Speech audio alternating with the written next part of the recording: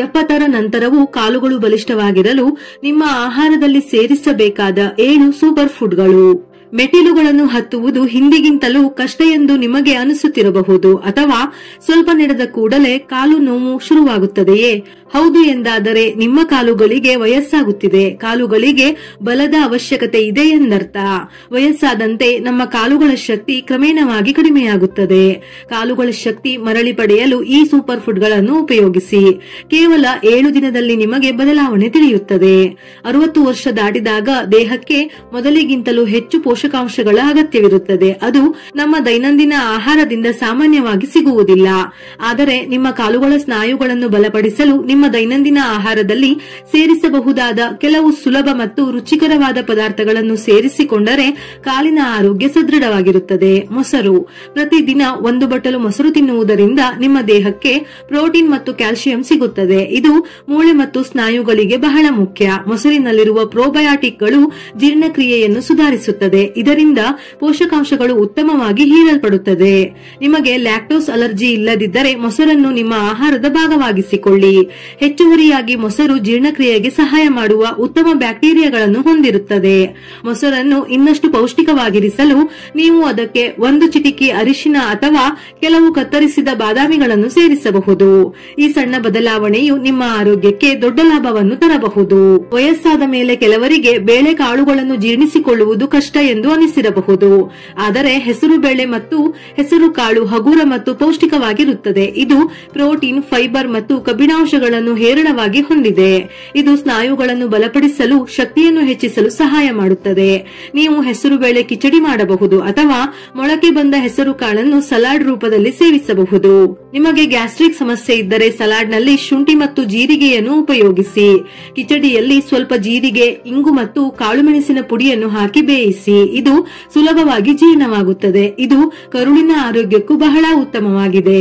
ಹಸಿರು ಸೊಪ್ಪುಗಳನ್ನು ಯಾವಾಗಲೂ ಆರೋಗ್ಯಕ್ಕೆ ಉತ್ತಮವೆಂದು ಹೇಳುತ್ತಾರೆ. ಅದರಲ್ಲೂ ಪಾಲಕ್ ಸೊಪ್ಪು ಆರೋಗ್ಯಕ್ಕೆ ಬಹಳ ಒಳ್ಳೆಯದು. ಇದರಲ್ಲಿ ಕಬ್ಬಿಣ, ಕ್ಯಾಲ್ಸಿಯಂ ಮತ್ತು ಮೆಗ್ನೀಸಿಯಂ ಹೊಂದಿದ್ದು ಇದು ಮೂಳೆಗಳಿಗೆ ಶಕ್ತಿ ನೀಡುವುದರ ಜೊತೆಗೆ ಸ್ನಾಯು ನೋವನ್ನು ಕಡಿಮೆ ಮಾಡುತ್ತದೆ. ಕೆಲವು ಜನರಿಗೆ ಪಾಲಕ್ನ ರುಚಿ ಕಹಿಯಾಗಿ ಅನಿಸಬಹುದು, ಆದರೆ ನೀವು ಅದನ್ನು ಬೇಳೆಯ ಜೊತೆ ಸೇರಿಸಿ ಸೂಪ್ ಮಾಡಿ ಅಥವಾ ಪರಾಟ ರೂಪದಲ್ಲಿ ತಿನ್ನಬಹುದು. ಒಂದು ವಿಷಯವನ್ನು ನೆನಪಿಡಿ, ಪಾಲಕ್ ಅನ್ನು ಹೆಚ್ಚು ಬೇಯಿಸುವುದರಿಂದ ಅದರ ಪೋಷಕಾಂಶಗಳು ಕಡಿಮೆಯಾಗುತ್ತವೆ. ಆದ್ದರಿಂದ ಅದನ್ನು ಸ್ವಲ್ಪ ಮಾತ್ರ ಬೇಯಿಸಿ ನಿಮ್ಮ ಆಹಾರದಲ್ಲಿ ಉಪಯೋಗಿಸಿ. ಬಾಳೆಹಣ್ಣಿನಲ್ಲಿ ಪೊಟ್ಯಾಸಿಯಂ ಹೇರಳವಾಗಿರುತ್ತದೆ. ಈ ಸಾಮಾನ್ಯ ಹಣ್ಣು ನಿಮ್ಮ ಕಾಲುಗಳಿಗೆ ವರದಾನವೆಂದು ಹೇಳಬಹುದು. ಇದು ಸ್ನಾಯು ಸೆಳೆತವನ್ನು ಕಡಿಮೆ ಮಾಡುತ್ತದೆ, ಅವುಗಳನ್ನು ಸ್ಥಿತಿಸ್ಥಾಪಕವಾಗಿರಿಸುತ್ತದೆ. ಇದರಲ್ಲಿರುವ ಕಾರ್ಬೋಹೈಡ್ರೇಟ್ಗಳು ತಕ್ಷಣದ ಶಕ್ತಿಯನ್ನು ನೀಡುತ್ತದೆ. ಇದರಿಂದ ನಿಮಗೆ ಓಡಾಡಲು ಸುಲಭವಾಗುತ್ತದೆ. ನಿಮಗೆ ಬಾಳೆಹಣ್ಣು ತಿನ್ನುವುದರಿಂದ ಸಕ್ಕರೆ ಹೆಚ್ಚಾಗಬಹುದು ಎಂದು ಅನಿಸಿದರೆ ಒಮ್ಮೆ ವೈದ್ಯರನ್ನು ಕೇಳಿ. ಆದರೆ ಸಾಮಾನ್ಯವಾಗಿ ದಿನಕ್ಕೆ 1 ಬಾಳೆಹಣ್ಣು ತಿನ್ನುವುದು ಸುರಕ್ಷಿತವಾಗಿರುತ್ತದೆ.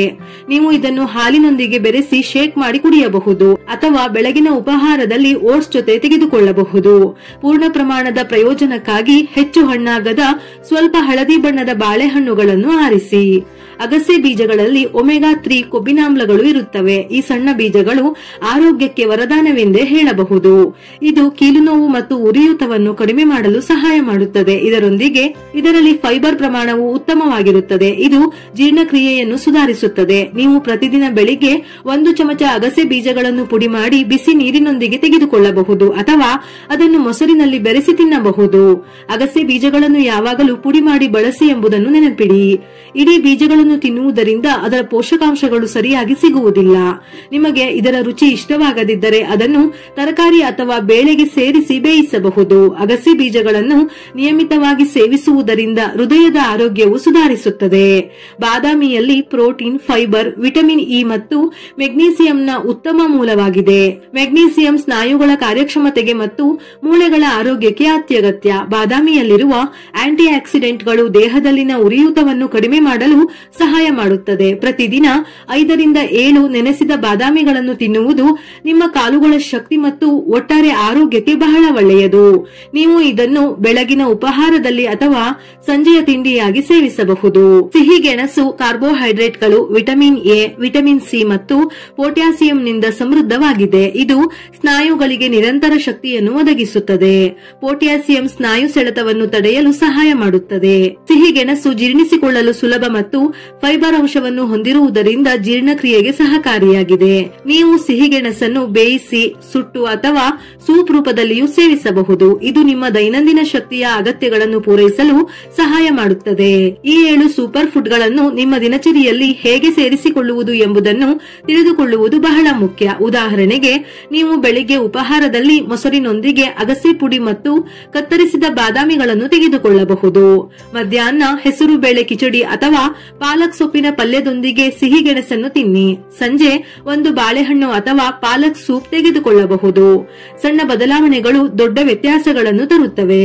ಇವುಗಳ ಸಂಪೂರ್ಣ ಪ್ರಯೋಜನ ಪಡೆಯಲು ಕೆಲವು ಸಣ್ಣ ವಿಷಯಗಳನ್ನು ನೆನಪಿಟ್ಟುಕೊಳ್ಳುವುದು ಸಹ ಮುಖ್ಯ. ಸರಿಯಾದ ಸಮಯದಲ್ಲಿ ಸರಿಯಾದ ವಸ್ತುವನ್ನು ತಿನ್ನುವುದರಿಂದ ಅದರ ಪರಿಣಾಮ ದ್ವಿಗುಣಗೊಳ್ಳುತ್ತದೆ. ಉದಾಹರಣೆಗೆ, ಅಗಸೆ ಬೀಜಗಳನ್ನು ರಾತ್ರಿ ನೀರಿನಲ್ಲಿ ನೆನೆಸಿ ಬೆಳಿಗ್ಗೆ ಖಾಲಿ ಹೊಟ್ಟೆಯಲ್ಲಿ ತೆಗೆದುಕೊಳ್ಳುವುದು ಹೆಚ್ಚು ಪ್ರಯೋಜನಕಾರಿಯಾಗಿದೆ. ಇವುಗಳ ಜೊತೆಯಲ್ಲಿ ಪ್ರತಿದಿನ ವಾಕಿಂಗ್ ಮಾಡಿದರೆ ಬಹಳ ಒಳ್ಳೆಯದು. ದಿನಕ್ಕೆ ಕನಿಷ್ಠ 15ರಿಂದ 20 ನಿಮಿಷಗಳ ಕಾಲ ನಡೆಯಿರಿ.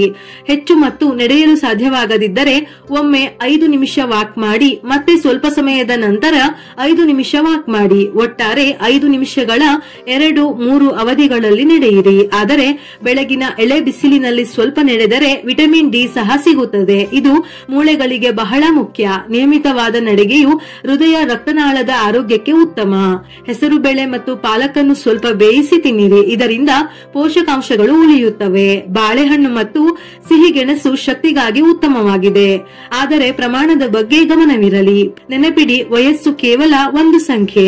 ಸಣ್ಣ ಪ್ರಯತ್ನಗಳಿಂದ ದೊಡ್ಡ ಲಾಭವಾಗುತ್ತದೆ. ಆದ್ದರಿಂದ ಇಂದಿನಿಂದಲೇ ಈ ಅಭ್ಯಾಸಗಳನ್ನು ಅಳವಡಿಸಿಕೊಳ್ಳಲು ಸಂಕಲ್ಪ ಮಾಡಿ.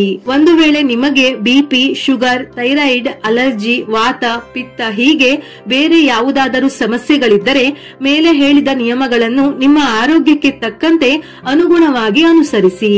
ವಿಡಿಯೋ ಇಷ್ಟ ಆಗಿದ್ದಲ್ಲಿ ಮರೆಯದೆ ಲೈಕ್ ಕೊಟ್ಟು ನಿಮ್ಮವರಿಗೆ ಶೇರ್ ಮಾಡಿ. ಇದೇ ರೀತಿಯ ಮನಮುಟ್ಟುವ ಉಪಯುಕ್ತ ಮಾಹಿತಿಗಳಿಗಾಗಿ ಮತ್ತೆ ಭೇಟಿಯಾಗೋಣ.